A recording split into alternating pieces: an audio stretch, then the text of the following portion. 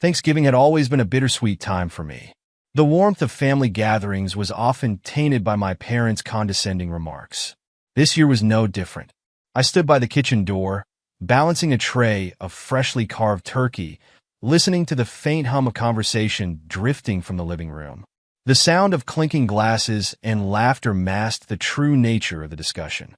"Liam, don't even try to tell your brother about you and his wife's affair." My mom's voice sliced through the noise, startling me. "Do you want him to move back in with us, struggling with a divorce? The kids would grow up without a family. Don't ruin their happiness over her small affair. It happens to everyone." The tray wobbled in my hands, the turkey threatening to slide off as my grip faltered. I froze, heart pounding. This had to be some kind of misunderstanding, a poorly timed joke. My brother Liam's affair with Stella, my wife? My dad's gruff voice followed, confirming my worst fear. "Okay, but when the kids turn 18, I'll tell them the truth. They have to know who their real father is." Real father? My mind raced, struggling to piece together the implications. I could feel my pulse pounding in my ears. The tray shook again in my hands, and I quickly set it down on the countertop before it crashed. From the living room, my mom laughed softly. "Honestly, if he were smart, he'd thank us. Without Liam, those kids wouldn't have a shot at decent genes. He should be grateful." "Grateful?" My dad added. "Yeah, besides, he'd never be able to handle the truth anyway. He's always been too weak to face reality. Liam's practically been running his life for him." "Weak?" The word stabbed deeper than it should have. I staggered back, leaning against the countertop for support. My wife had been cheating on me with my own brother, and my parents not only knew but condoned it. Worse, they ridiculed me behind my back, dismissing me as some kind of naive fool. The room spun, the voices from the living room blurring into a muddled hum. I steadied myself, taking a deep breath. No, this wasn't a joke. Their voices were too casual, too confident. They'd been carrying this secret for years, lying to my face at every family dinner, every holiday. The betrayal wasn't just Stella's. It was all of theirs. "Hey, Austin, you're just going to stand there or bring the turkey in?" Liam's voice called out, smug and unbothered, cutting through my swirling thoughts. I straightened up, my hands clenching in a fist at my sides. I considered storming into the living room, throwing the platter of turkey right into his arrogant face and demanding answers. But as tempting as it was, I knew better. I wouldn't let them see me unravel. Not yet. Taking another deep breath, I forced my expression into something neutral and grabbed the tray again. My footsteps felt heavy as I walked into the living room, where they all sat comfortably, as if nothing was wrong. "Finally," my mom said, gesturing at the empty spot on the table. "We've been waiting." I placed the tray down without a word, keeping my eyes on the food rather than their faces. Liam was lounging in his chair, a smug grin on his face as he raised his wine glass to me. Stella sat next to him, her laughter trailing off as she caught my gaze. For a brief moment, there was something in her eyes, guilt, maybe, but she quickly masked it with a bright smile. "Thanks, honey," she said, her tone overly sweet. "The turkey looks amazing." My stomach churned. I wanted to shout, to confront her right then and there, but instead I nodded and took my seat. My parents were busy pouring drinks, their laughter grating in my ears. The table was a cacophony of clinking glasses, forks scraping plates, and mindless chatter. All the while, my mind was racing, replaying their words over and over. "So, Austin," my dad said suddenly, snapping me out of my thoughts. "How's work? Still at that little marketing firm?" I looked up, forcing a smile. "Yeah, it's been busy. Lots of new clients this quarter." "That's good," he said, nodding. "Though maybe you should take some pointers from Liam. He's got a real knack for leadership. People just naturally follow him." Liam smirked, raising his glass. "Just doing my part, Dad." The rage bubbled up again, but I pushed it down. I'd had enough for one night. "Excuse me for a moment," I said, standing abruptly. Without waiting for a response, I left the table and headed upstairs to the guest bathroom. Locking the door behind me, I leaned against the sink, gripping the edges tightly. My reflection stared back at me, pale and shaken. I wanted to scream, to punch something, to demand answers. But deep down, I already knew the truth. Confronting them now would only give them the satisfaction of seeing me broken. No, I needed to think this through, to figure out my next move. Pulling out my phone, I opened my messages and stared at Stella's name. My fingers hovered over the keyboard. "Do you have anything you want to tell me?" I typed but didn't send it. "Not yet." Instead, I closed the app and slid the phone back into my pocket. I needed more than just an angry text. I needed proof, a plan. Taking a deep breath, I splashed cold water on my face and forced myself to calm down. When I returned to the table, no one seemed to notice my absence. They were too engrossed in their conversations, laughing and joking as if they hadn't just shattered my world. "You okay?" Stella asked as I sat back down, her tone laced with casual concern. "Yeah," I said shortly, avoiding her gaze. "Just needed a minute." The rest of the dinner passed in a blur. I nodded and smiled in all the right places, playing my role to perfection. But inside, I was already planning my escape. Weak? They'd see just how weak I really was. Later that night, as I lay in bed beside Stella, her breathing soft and even, I stared at the ceiling, my mind racing. The betrayal cut deep, but it also lit a fire in me. I wasn't going to let them win. Not Stella, not Liam, not my parents. They thought they had me fooled, thought they could control me. But they were wrong. They had no idea what was coming. The next morning, I sat at the kitchen table nursing a cup of coffee, my mind racing. Stella's car keys jingled as she walked into the room, her heels clicking against the tile. She seemed cheerful, oblivious to the storm brewing within me. "What's on your schedule today?" she asked, pouring herself a cup of coffee. "Just the usual," I said evenly, not looking up. My calmness surprised even me. "What about you?" "Busy day at the office," she replied, leaning down to kiss me on the cheek. I stiffened, but didn't pull away. "Don't forget, we're supposed to meet with Liam and your parents this weekend. Your mom's been texting me nonstop." "Can't wait," I said flatly, taking another sip of coffee. She didn't seem to notice the sarcasm. "All right, see you tonight," she chirped, grabbing her bag. The door clicked shut behind her, and I waited a few moments to ensure she had driven off. Then I sprang into action. Years of quiet observation had taught me how to plan meticulously, and now, every skill I'd honed was about to pay off. First, I changed all the locks on the house. The toolkit from the garage made quick work of it, and by the time I finished, sweat trickled down my forehead, but satisfaction burned in my chest. The house was now mine alone. Next, I went upstairs to pack bags for Zoe and Caden. I moved quietly, careful not to disturb their peaceful slumber. My heart clenched as I folded their tiny clothes and stuffed their favorite toys into the bags. Zoe's stuffed bunny, the one she couldn't sleep without, and Caden's action figures were among the first things I packed. They deserved better than this tangled web of lies. Once their bags were ready, I moved to my office. The financial accounts were next. I opened my laptop and began transferring every cent from our joint accounts to my personal one.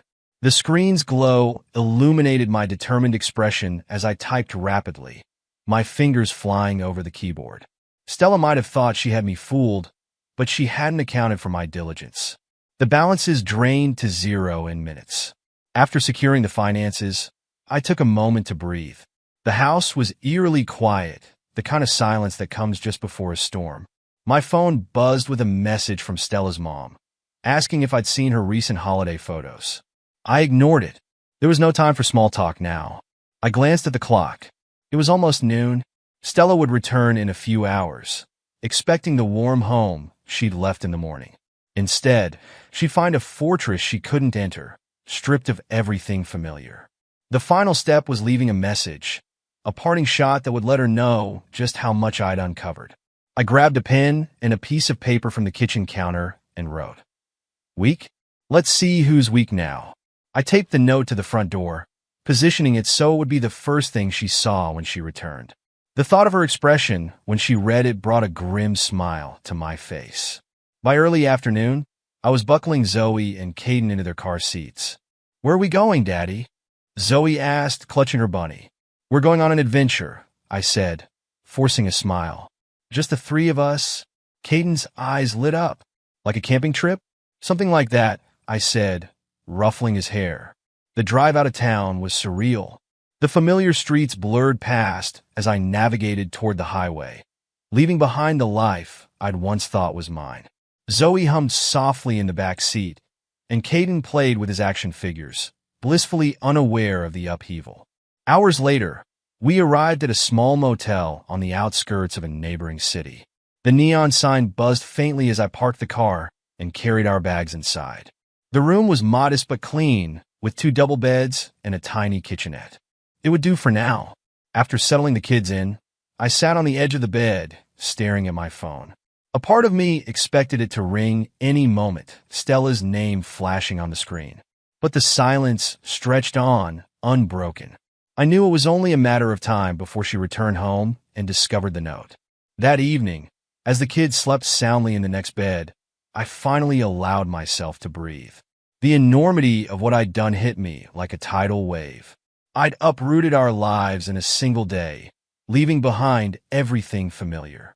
But it was the only way to protect myself and my children from the lies that had tainted our family. At midnight, my phone buzzed. Stella's name lit up the screen. I let it ring. She called again and again, each time leaving frantic voicemails. Austin, what the hell is going on? Where are you? Why are the locks changed? Where are the kids? Call me back, please. Her voice cracked on the last word, but I felt no pity. I deleted the messages without listening to the rest. An hour later, Liam tried calling. I stared at his name, my jaw tightening. The audacity of him reaching out after everything he'd done made my blood boil.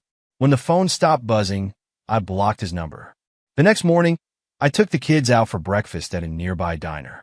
Caden shoveled pancakes into his mouth while Zoe sipped her orange juice, her bunny perched on the table beside her. I watched them, my heart aching with a mixture of love and guilt. They deserved stability, a sense of normalcy. I'd have to find a way to give that to them, no matter what. By the time we returned to the motel, my phone was flooded with texts and missed calls. Stella, my parents, Liam, all of them were desperate to reach me. Each message was a variation of the same theme: confusion, anger, pleading. I scrolled through them, my lips curling into a bitter smile. They thought they could manipulate me into coming back, thought their lies would keep me tethered. But they were wrong. One message from my mom caught my eye. Austin, you're being unreasonable. We can talk this through like adults. Don't ruin the kids' lives over something so trivial. Trivial. The word burned in my chest. Betrayal, deceit, and the shattering of my family. And she called it trivial? I put the phone down, refusing to respond. They didn't deserve an explanation. They'd made their choices, and now they'd face the consequences. That night, as I tucked the kids into bed, Caden looked up at me with sleepy eyes. Are we going back home tomorrow? I hesitated, smoothing his hair. Not tomorrow, buddy, but we're going to make a new home. Somewhere really nice. You'll see. Zoe clutched my hand. As long as we're with you, Daddy, it's okay. Her words pierced through me, filling me with a fierce determination. No matter what, I'd protect them. I'd give them the life they deserved, free from the shadows of betrayal. Stella, Liam, my parents, they could beg for forgiveness all they wanted. But this time, I held all the power. For weeks, Stella's frantic calls bombarded my phone. At first, I silenced the ringer and ignored the buzzing, but the persistence was relentless. Her voice messages ranged from tearful apologies to seething anger. Each one was a testament to her unraveling control. Austin, please. Let's talk. I can explain everything. You don't understand. One voicemail began, her voice cracking. Then came another. You think you can just take the kids and disappear? You have no idea what you're doing, Austin. I played them on speaker in the motel room one night, the kids blissfully asleep. Her words washed over me like meaningless static. The woman I thought I knew sounded like a stranger. The most outrageous came from Liam himself. His tone, as smug as ever, carried through the voicemail. Look, man, it's not what you think. Stella and I, we just clicked. But you're a great dad. The kids need you. Don't be selfish. Selfish? A bitter laugh escaped my lips. This, from the man who had betrayed his own brother. The nerve of him to act as though his actions were justified left me gripping the edge of the motel nightstand. I deleted his message without hesitation. My parents tried reaching out too.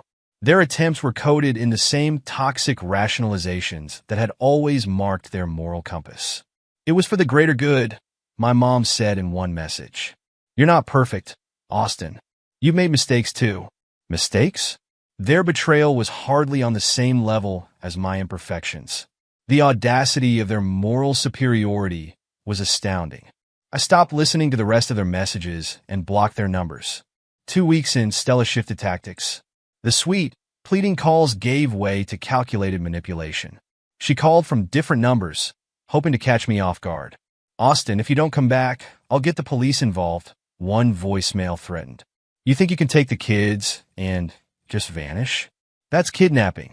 Her desperation was palpable, but her words only steeled my resolve. I knew the law well enough to understand my rights. I documented everything, the financial accounts, the evidence of her infidelity. I wasn't running from justice. I was shielding my children from a life built on lies. One afternoon, while Caden napped and Zoe colored on the motel desk, I sat by the window scrolling through emails. Most were from work, the mundane updates and deadlines a sharp contrast to the chaos of my personal life. Then, an email from Stella appeared in bold at the top of my inbox. The subject line read, "We need to talk." Against my better judgment, I opened it. Her words poured out in long, disjointed paragraphs. Austin, I know you're angry, but this isn't fair. The kids need their mother. Whatever happened between Liam and me doesn't change that. I made a mistake, but we can fix this. Please come home. Fix this? As though it were a cracked vase that could be glued back together. My fingers hovered over the keyboard, tempted to respond. But what would I say? That I could never forgive her? That I didn't even recognize her anymore? Instead, I closed the email and slammed the laptop shut. The motel room began to feel like a prison after a while. The kids, though resilient, started asking questions. Daddy, when are we going back home? Caden asked one night, his big eyes staring up at me as I tucked him in. I hesitated, smoothing the blanket over his small frame. Not for a while, buddy, but we're going to find a new home soon. Somewhere special. Just for us? He nodded sleepily, his trust in me unshaken. Zoe, already half asleep, clutched her stuffed bunny tightly. Her quiet presence reminded me why I was doing this. They deserved better, a life free from the shadows of betrayal and manipulation. 3 weeks in, I found a small rental house on the outskirts of town. It wasn't much, just a modest 2-bedroom with a tiny backyard, but it was a start. The kids were thrilled, running from room to room, their laughter echoing off the bare walls. Can we paint my room pink? Zoe asked, spinning in circles. Absolutely, I said, smiling for what felt like the first time in weeks. Caden found a patch of dirt in the backyard and declared it the perfect spot for a garden. We can plant tomatoes and carrots, he announced. Their excitement was contagious, and for the first time, I felt a glimmer of hope. This was our fresh start. But Stella wasn't done. One evening, as I unpacked boxes, my phone buzzed with a new number. Against my better judgment, I answered. Austin. Her voice was sharp, cutting through the static of the line. Where are you? Somewhere you can't reach us.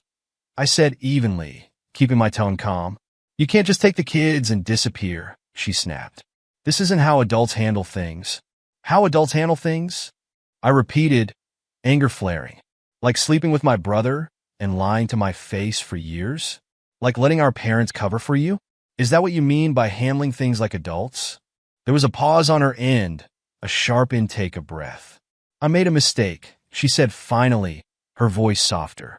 But that doesn't mean you get to punish me by taking the kids. This isn't about punishing you, I said. It's about protecting them. They deserve better than the mess you and Liam created. You're being unreasonable, she said, her tone hardening again. You think you're some kind of hero, but you're just running away. I hung up before she could say more. My hands shook as I set the phone down, the weight of her words pressing against my chest. But deep down, I knew I was doing the right thing. She could twist the narrative all she wanted, but the truth was unshakable. The next day, I met with a lawyer to solidify my custody arrangements. I laid everything out, the affair, the lies, the years of deception. The lawyer, a sharp-eyed woman named Clara, listened intently, her pen moving swiftly across the notepad. "You've got a strong case," she said finally, looking up, "but it won't be easy. Stella will fight back, and with your parents supporting her, it could get messy." "I'm ready for messy," I said firmly. "I just want what's best for my kids." She nodded. "Then we'll fight for that. But be prepared. This will take time." Time. It was the one thing I had plenty of now, and I was willing to use every second to ensure my children's future. That night, as I watched Zoe and Caden sleep in their new rooms, I felt a strange mix of exhaustion and peace. The road ahead was daunting, but for the first time, I felt like I was moving forward. The calls, the messages, the threats, they were just noise now, fading into the background. Stella, Liam, my parents, they'd made their choices. Now I was making mine, and this time, it wasn't about them. It was about us.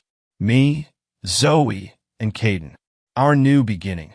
5 years had passed since the night I walked away from my old life. The toxic web of betrayal spun by Stella, my brother Liam, and my parents was now a distant memory. I had rebuilt my world brick by brick, crafting a life centered around my kids, Zoe and Caden, and the peace I had desperately craved. Our new home was modest, but full of love, a small suburban house with a well-tended garden and rooms that echoed with the laughter of my children. I had thrown myself into my work, rising to a leadership position at a tech firm, and focused on giving Zoe and Caden a stable, joyful childhood. My phone number, email, and address were all changed, leaving no cracks for the past to seep through. Then, one quiet evening, my phone buzzed with a number I hadn't seen in years. A wave of unease prickled the back of my neck. It was my father. Reluctantly, I answered, bracing myself for whatever self-serving justification or emotional manipulation was on the way. "Hello, Austin." My dad's voice sounded older, more strained than I remembered. "I know you don't want to hear from me, but I thought you should know things have changed." I resisted the urge to hang up. "What do you want?" "It's about Stella and Liam," he said. "They're not together anymore. Haven't been for a while." The bitterness in my chest flared. "And why exactly do I care?" He hesitated. "Stella, she's not doing well. She's been asking for you. Says she'll do anything to make things right." A cold laugh escaped me. "Right? You think she can make things right? After what she did?" "She's lost Austin," he continued, his tone edging toward pleading. "She knows she messed up, but she's still the mother of your children. Can't you find it in your heart to?" "To what?" I cut him off sharply. "Forgive her? Pretend it never happened? Give her a free pass to waltz back into my life?" "People make mistakes," my dad said quietly, though I could hear the underlying weariness. "You made them too." I tightened my grip on the phone. "You think what she did was a mistake?" "That wasn't a mistake. It was a choice. Repeated. Deliberate. Supported by you, by Mom, by Liam. And now you want me to clean up the mess?" He sighed heavily, his silence speaking volumes. Finally, he muttered, "You're still holding on to a lot of anger. And you're still dodging responsibility." I shot back. "If you're calling to ease your conscience, don't. You made your bed. Lie in it." Before he could respond, I ended the call, my hand shaking as I set the phone down. The weight of the conversation lingered, but not in the way it once might have. Their chaos was no longer my burden to bear. Later that night, I sat on the couch, scrolling through pictures of Zoe and Caden on my phone. They were teenagers now. Caden was excelling at soccer, and Zoe had recently won a regional art competition. They had grown into incredible kids, untouched by the darkness that once loomed over us. My phone buzzed again, this time with a text from an unknown number. I hesitated before opening it. "Austin, it's Stella. Please, can we talk? I need to see you. I'm sorry for everything." Her words stirred something I couldn't quite name. Regret? Anger? Indifference? It had been so long since I'd last heard from her, and yet her voice echoed clearly in my mind, pleading, lying, begging. I locked the phone and put it face down on the coffee table. The next morning, Zoe found me in the kitchen as I sipped my coffee. She sat across from me, her brow furrowed in curiosity. Dad, are you okay? You've been quiet since last night. I forced a smile. I'm fine, sweetheart. Just thinking about work. She didn't look convinced. You're sure? Positive, I said, reaching over to ruffle her hair. Now, what's this I hear about you wanting to start guitar lessons? She lit up instantly, the concern melting from her face. Yes. Mrs. Turner says I have a good ear for music. Then we'll make it happen, I said. Moments like these reminded me why I had fought so hard to protect this new life. Nothing, no call, no text, no ghost from the past could take this away. A week later, my resolve was tested again. Another message from Stella appeared on my phone. Austin, please. Just one conversation. I need closure. We both do. This time, something in me shifted. Against my better judgment, I typed a response. Closure? You're 5 years too late. Her reply came almost instantly. I know, but I'm trying. Please, for the sake of the kids, can we talk? For the sake of the kids. It was a manipulative phrase, but it worked its way under my skin. After pacing the kitchen for what felt like an eternity, I finally gave in and sent a curt message. One conversation. That's it. I didn't come to the decision lightly. After 5 years of silence, revisiting the tangled mess of betrayal wasn't on my agenda. But something in need for closure, or maybe just a desire to face them one last time, compelled me to agree when they reached out. So here I was, standing outside a coffee shop that smelled of roasted beans and memories I didn't want. I pushed the door open. The sight waiting for me inside felt surreal, like stepping into a bad dream. Stella and Liam sat at a corner table. A space that once might have been cozy now felt suffocating. Stella looked a shadow of the woman I'd once loved. Her hair hung limp around her pale face, and her hands fidgeted nervously with a napkin. Liam, who had once been the epitome of smug arrogance, was slouched, his eyes darting nervously toward the door as I walked in. They looked as though the weight of their choices had finally crushed them. I approached the table slowly, my steps deliberate, and sat down without a word. The silence hung heavy, and for the first time, they seemed to understand the gravity of their actions. Stella was the first to speak.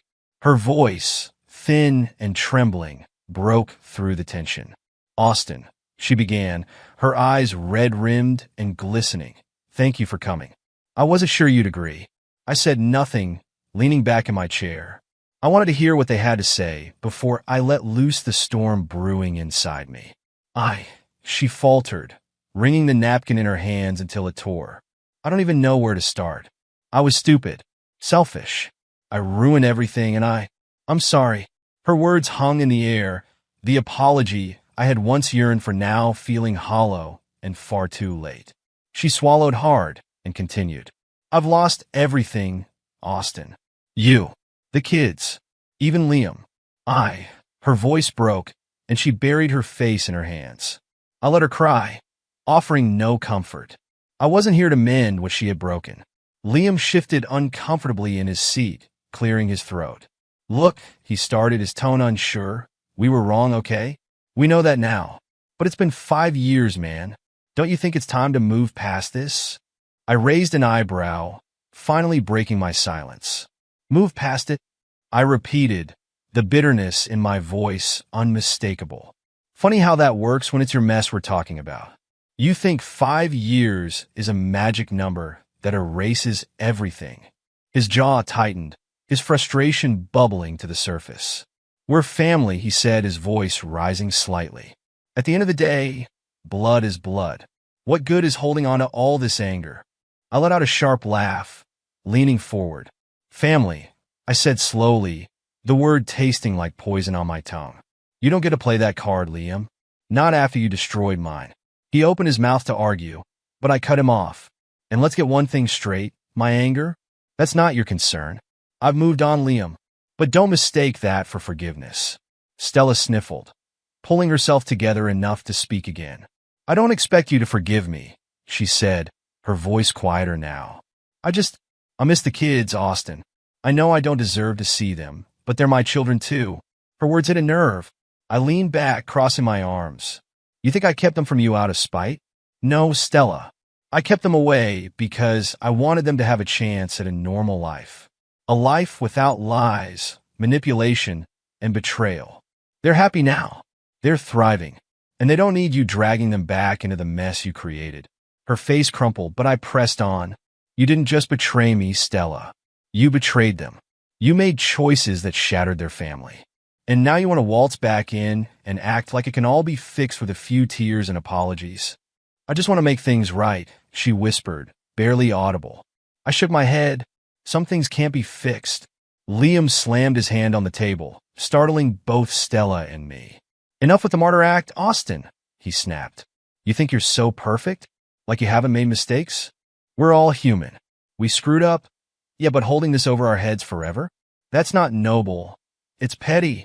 I stared at him, unflinching. You want to talk about mistakes, Liam? Fine. Let's talk. Tell me, at what point did you think it was okay to sleep with your brother's wife? Was it the first time you crossed the line, or did you need a few practice rounds to feel good about it? His face turned red, but I didn't let him respond. And spare me the self-righteous lectures about family. You don't know the first thing about loyalty. You're just mad that I walked away and left you to deal with the consequences.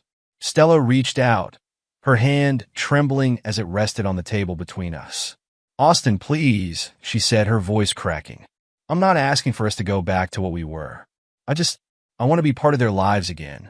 Even if it's just a little. I stared at her hand for a long moment before meeting her eyes. You don't get to make that decision, Stella. You lost that right when you put yourself above them. If they want to see you when they're older, that's their choice. But for now, I'm protecting them. From you. From Liam. From all of this. The weight of my words seemed to crush her, and she sank back into her chair, defeated. Liam sat silently, his earlier bravado gone, replaced by a sullen glare. I stood, pulling a few bills from my wallet and tossing them on the table. You asked me here to talk, and now I've talked. But let's make one thing clear. This is the last conversation we'll ever have. My life, my kids' lives, don't include you anymore. Enjoy the life you built. You earned it.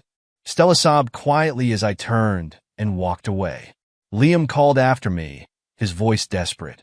Austin, come on, man, don't do this. I didn't look back. The door swung shut behind me, cutting off their voices and sealing the chapter for good. Outside, the air was crisp, the sun just beginning to set. I took a deep breath, feeling lighter than I had in years. They had wanted forgiveness, but this wasn't about them. This was about me reclaiming the power they had tried to take. I pulled out my phone and scrolled to a picture of Zoe and Caden, smiling brightly in front of the garden we'd planted together. They were my anchor, my purpose, and the proof that I had done something right in the midst of all the chaos. As I walked to my car, I felt an unshakable sense of closure. The reckoning was over, and I had won, not because I had defeated them, but because I had chosen myself and my children over the wreckage of the past. For the first time in a long time, I felt truly free. The years that followed my meeting with Stella and Liam weren't without their challenges, but they were transformative. I poured everything into my kids, my work, and rebuilding the pieces of my life that had been shattered. In time, life began to take on a rhythm that felt, if not perfect, at least peaceful. It was during one of Caden's soccer games that I first met Allison. The kids had persuaded me to sign Caden up for a local team, and he quickly became one of their star players. I'd gone to every match, cheering from the sidelines while Zoe sat beside me, doodling in her sketchbook. That day, as Caden celebrated a goal, I heard a laugh beside me. It was warm, genuine. I turned to see a woman, around my age, clapping enthusiastically. "Number 10 is yours, right?" she asked, her hazel eyes sparkling. "Yeah, that's Caden," I said, smiling. "He's been working on that shot for weeks. Well, it's paying off. He's got quite the left foot," she said, her voice filled with admiration. "My son, Juan, is number 8. He's been talking about Caden nonstop. Says he's the best player on the team." We chatted for the rest of the game, swapping stories about our kids and sharing laughs over the antics happening on the field. When the final whistle blew and the kids ran to us, Allison and I exchanged numbers, promising to stay in touch. Over the next few months, Allison and I grew closer. At first, it was casual, playdates for the kids, coffee after practices.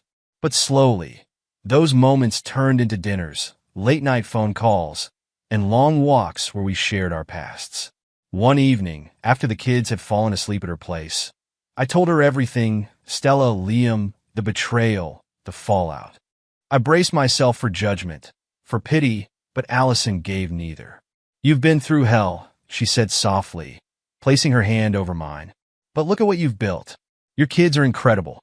You're incredible." Her words struck a chord in me, something I hadn't realized I needed to hear. For so long, I defined myself by the scars of my past. But Allison saw beyond that, to the man I was trying to become. The first time Allison met Zoe and Caden officially, I was a nervous wreck. I kept our relationship separate from my life with the kids, not wanting to rush anything. But Allison insisted she didn't need to be introduced. She already felt like she knew them from the stories I'd told. We met at a park, neutral ground, and Caden immediately challenged Allison's son, Juan, to a race. Allison didn't hover or try too hard. She let things unfold naturally. By the end of the afternoon, Zoe was showing Allison her sketchbook, and Caden had declared Juan his best soccer buddy. That night, as I tucked Zoe into bed, she looked up at me and asked, "Daddy, is Miss Allison going to be around a lot?" I hesitated, unsure of what she was asking. "Would you like that?" She nodded, a shy smile on her face. "She's nice. She makes you happy." Her words stayed with me long after she'd fallen asleep. As the months turned into years, Allison became an integral part of our lives. She wasn't just my partner. She was my equal, someone who shared the weight of raising a family and brought lightness to moments that once felt heavy. Caden and Juan became inseparable, often roping Zoe into their games despite her protests. Allison encouraged Zoe's art, gifting her a set of professional pencils and sketch pads for her birthday. One evening, while Allison and I were making dinner, Caden burst into the kitchen.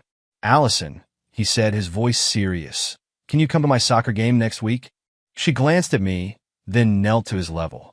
"Of course I can. You want me to cheer extra loud?" Caden nodded, then added, "You're like another mom." Her eyes filled with tears as she hugged him, and in that moment, I realized just how deeply she'd become part of our family.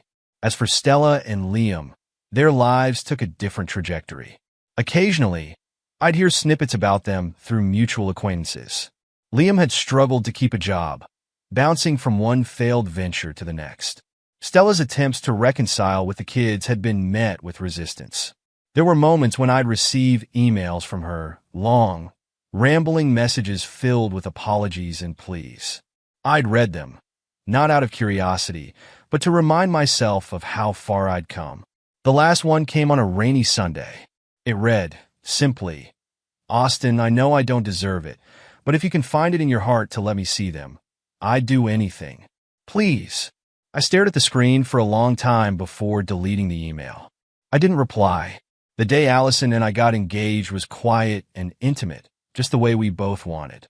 I proposed during a picnic at the park, the same one where she'd first met the kids. "Are you sure about this?" she teased as I held out the ring, her eyes shimmering with happy tears. "Absolutely," I said, my voice steady. "You've given me everything I didn't think I'd ever have again. A partner, a future." She said yes, and when we told the kids, their cheers could have filled a stadium. Caden immediately started planning the wedding, insisting he and Juan would be co-ring bearers. Zoe, in her quiet way, hugged Allison tightly and whispered, "I'm happy you're here." The wedding day arrived with clear skies and bright smiles. It wasn't a grand affair, just close friends and family, gathered in the backyard of our home. As I stood at the altar, waiting for Allison, I glanced at Caden and Zoe, standing proudly beside me. Caden was practically bouncing with excitement, while Zoe clutched her bouquet, her smile steady and serene. When Allison appeared, walking toward me with Juan by her side, I felt a lump in my throat. She was radiant, yes, but more than that, she was real. She was the woman who had seen my worst and chosen to stay. The ceremony was simple, the vows heartfelt.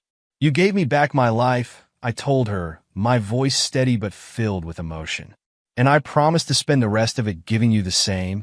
When the officiant pronounced us husband and wife, The kids erupted into cheers, and I pulled Allison into a kiss that felt like the closing of one chapter and the beginning of another.